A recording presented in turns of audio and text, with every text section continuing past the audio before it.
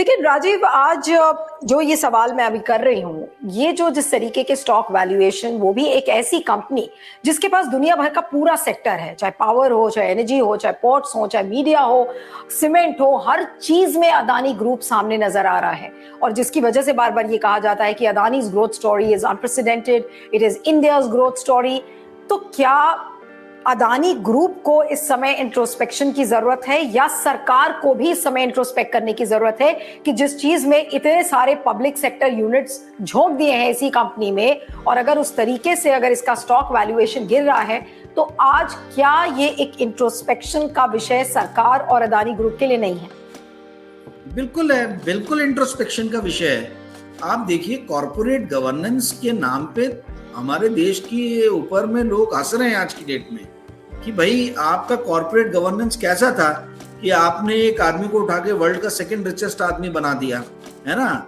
और फिर उसके बाद में उसी स्पीड से वो नीचे भी आए। उनको ऊपर जाने में 2 साल लगे और नीचे गिरने में 1 महीने का भी समय नहीं लगा।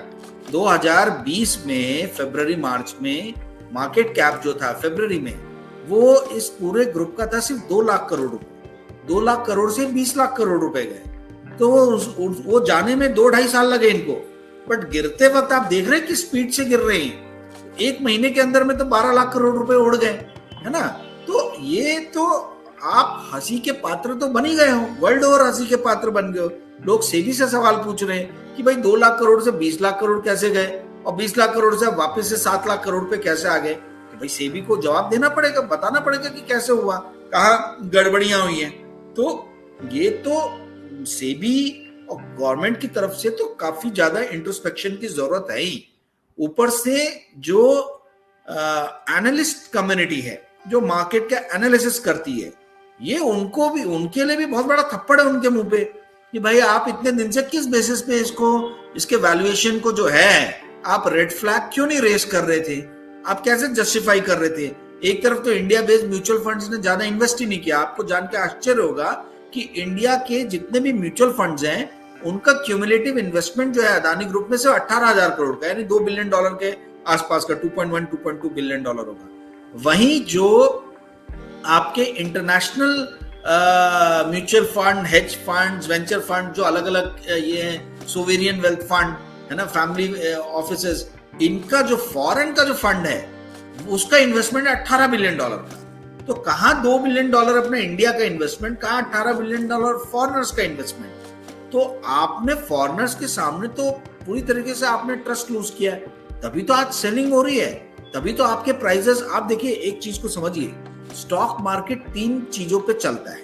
पहला होता है फंडामेंटल्स, दूसरा होता है टेक्निकल, और तीसरा होता है परसेप्शन, जो कि बिहेवियरल एनालिसिस में जो कवर हो जाता है। ओके, तीनों बेंचमार्क्स में फेल हुए।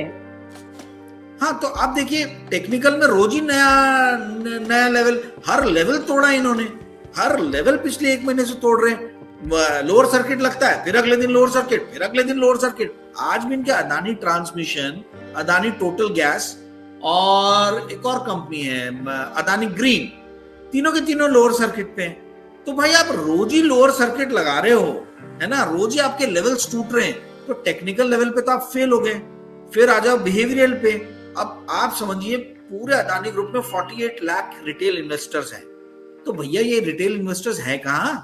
जब ये अदानी एंटरप्राइजेस का शेयर 4,000 साढ़े 3,000 रुपए था, तो आपने एफपीओ लॉन्च किया, और आपने एफपीओ में अनाउंस किया कि भैया हमारा सक्सेसफुली एफपीओ सब्सक्राइब हो गया है। जो 3,200 रुपए के रेट पे लोग ले रहे थे, आज वो लोग कहाँ हैं? आज तो 1,400 पे आ गया है। 3,200 पे जब इन्वेस्टर, आप बोल रहे हो कि इन्वेस्टर खड़े थे, तैयार थे और हमारे शेयर परचेज कर रहे थे, तो आज 1,400 और 1,600 पे भी लेने वाले कहाँ हैं? क्यों नहीं आ रहे लेने वाले? तो ये तो पूरा का पूरा आपके सिस्टम, जो सिस्टमिक फ्लॉ है, ये पूरा सिस्टम फेलियर बता रहा है। और इस पे सभी लोग हंस रहे हैं कि भाई ऐसा, मतलब ये तो फूल के गुब्बारे के अंदर हवा भर के फुग्गे को इतना फुला दिया, अब फुग्गे को पिन लगेगा तो फटेगा ही। तो वही हो रहा है। तो इन्होंने ये समझिए कि परसेप्शन लेवल पे भी फेल हुए। 48 लाख इन्वेस्टर में यदि 1 लाख इन्वेस्टर भी आके पैसे डालते रहते इनकी कंपनी के अंदर में, हर लेवल पे परचेज करते रहते, तो ऐसे रोज रोज लोअर सर्किट नहीं लगता। दूसरी चीज, तीसरी लेकिन चीज जो बात आप बता रहे हैं राजीव, क्या अब अदानी ग्रुप के स्टॉक्स को लुढ़कने से कोई बचा सकता है, या बिल्कुल 100% एक गिरावट दिखेगी अगर इसी तरह से चलता रहा? अगर एक महीने में 85% गिर गया है उसका वैल्यूएशन, तो अभी आने वाले दिनों में क्या होगा? क्या एक स्टेज आएगी जहां पर 100% स्टॉक्स गिर जाएंगे और बिल्कुल उसकी वैल्यू जीरो नजर आएगी? क्या ऐसा हो सकता है? नहीं, ऐसा नहीं होगा। 100% गिरना यानी कि पूरा ग्रुप का कंगाल हो जाना, तो मुझे नहीं लगता कि पूरा ग्रुप कंगाल होगा, ऐसा नहीं है। मैंने आपको जैसे बताया कि भाई 2 लाख करोड़ से आप 20 लाख करोड़ हो गए थे, आज 2 लाख करोड़ से आप 7 लाख करोड़ हो, तो आप अभी धीरे धीरे जो आपका फेयर वैल्यू है उसके पास में आ रहे हो। मुझे लगता है ये 5-1 लाख करोड़ के आसपास में, 4-5 लाख करोड़ के यानी और यहाँ से 30-40% और गिरेगा, ये मेरा अपना कैलकुलेशन है ना। तो ये 85% तो गिर गया है राजीव, और कितना गिरेगा? नहीं, 85% तो आप 85% नहीं गिरा है, 70% के आसपास हुआ है। पर एक चीज आप समझिए, यदि कोई चीज 100 रुपए से गिर के